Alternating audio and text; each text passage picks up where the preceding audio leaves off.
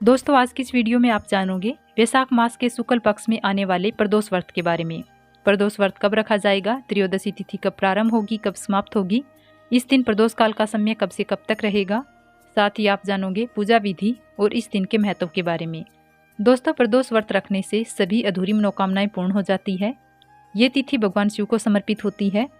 इस दिन पूजा का जो शुभ मुहूर्त होता है, जिसमें की गई पूजा पाठ, जप या सुनी गई कथा का पुण्य फल जल्दी प्राप्त होता है और मनोकामना भी शीघ्र पूर्ण हो जाती है। वो होता है प्रदोष काल का समय, जो कि सूर्यास्त से 45 मिनट पहले और 45 मिनट बाद का समय माना जाता है।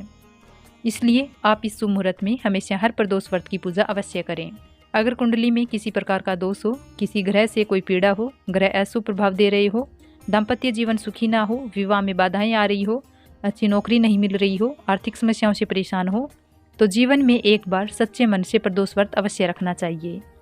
प्रदोष व्रत आप 13 रख सकते हैं, 26 प्रदोष व्रत रख सकते हैं और दोनों ही पक्षों के प्रदोष व्रत अपने आप में बहुत ही महत्वपूर्ण होते हैं।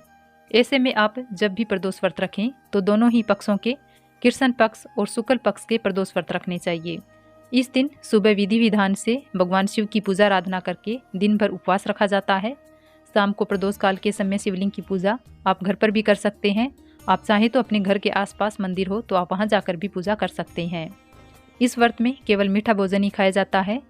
इसमें आप फलाहार ले सकते हैं, मीठा दलिया ले सकते हैं या चूरमा भी ले सकते हैं।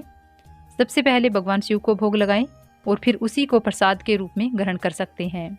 नमक का सेवन इस दिन नहीं किया जाता है। नमक का सेवन अगले दिन भगवान शिव की पूजा आराधना करने के बाद किया जाता है। किसी भी प्रदोष व्रत में हरे मूंग का और अखंडित चावल का यानी कि साबुत चावल का विशेष प्रयोग किया जाता है। तो आप चाहे तो घर पर पूजा करें या बाहर मंदिर में जाकर पूजा करें। एक मुट्ठी साबुत हरे मूंग आप भगवान शिव और नंदी बेल को अर्पित करें। घर पर पूजा कर रहे हैं तो भगवान शिव को एक मुट्ठी साबुत चावल और एक मुट्ठी हरे मूंग अर्पित करके अगले दिन उन्हें किसी गोमाता या बेल को खिला देना चाहिए।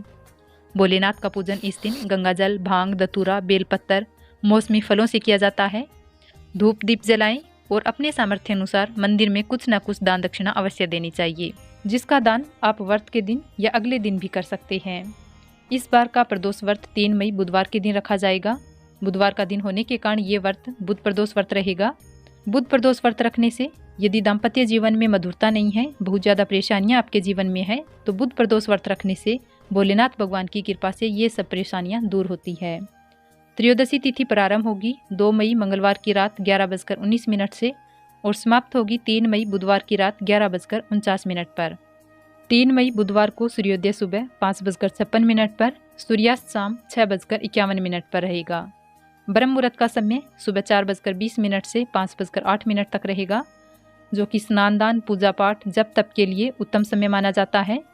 राहु काल, जिसे अशुभ मुहूर्त में गिना जाता है, दोपहर 12 बजे से लेकर 1:30 तक रहने वाला है। अब प्रदोष काल के समय के बारे में जान लेते हैं। प्रदोष काल का समय शाम 6:06 से 7:36 तक रहेगा। इसी शुभ मुहूर्त में आपको भगवान शिव की विधि विधान के साथ पूजा करके व्रत की कथा पढ़नी चाहिए या सुननी चाहिए और अपने व्रत का पालना करना चाहिए।